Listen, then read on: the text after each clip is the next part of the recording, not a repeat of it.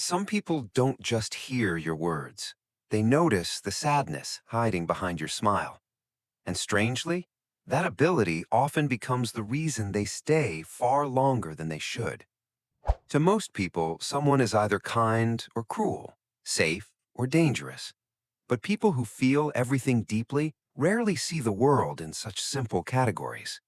They can admit someone hurt them while still recognizing that person's fear, their loneliness, or the pain that shaped them long before they met.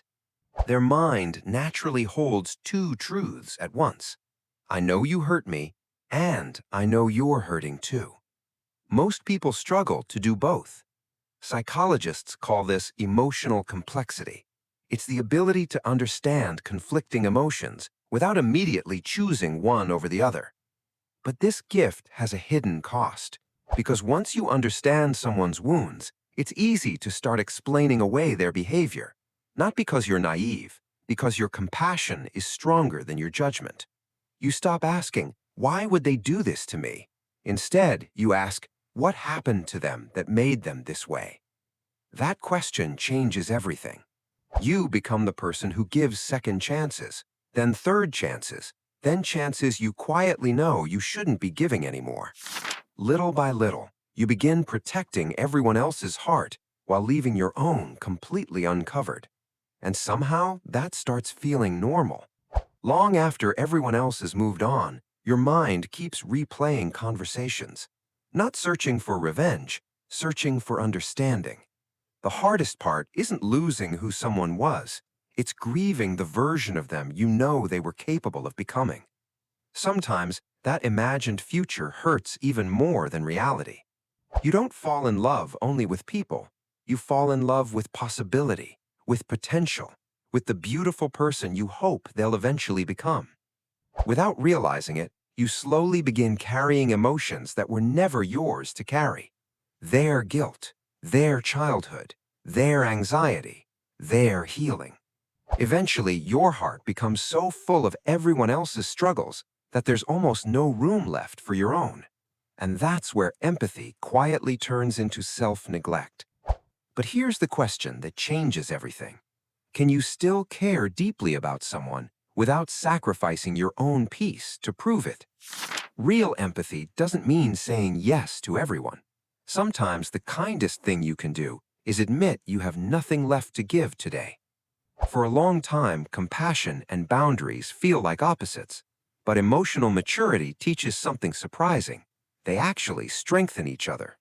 Helping someone isn't the same as carrying them. Support gives people the tools to heal. Rescuing keeps them dependent. You are responsible for your actions. They are responsible for theirs. The moment you confuse those two, your peace slowly disappears. Some people will continue making choices that hurt themselves, no matter how much love you offer. That isn't your failure. It's simply their journey. The healthiest people aren't cold. They're just no longer willing to abandon themselves to save someone who refuses to change. They've learned that protecting their heart doesn't make it any less loving. It simply allows that love to survive. Think of your heart like a garden. Without a fence, even the most beautiful flowers eventually disappear.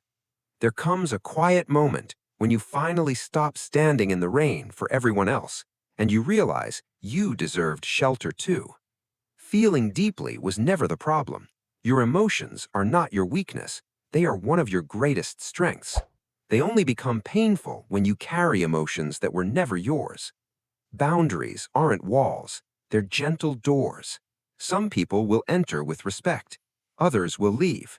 Both outcomes protect your peace. Notice what changes. You still understand people, you still see their hidden pain, but now you no longer mistake understanding for obligation.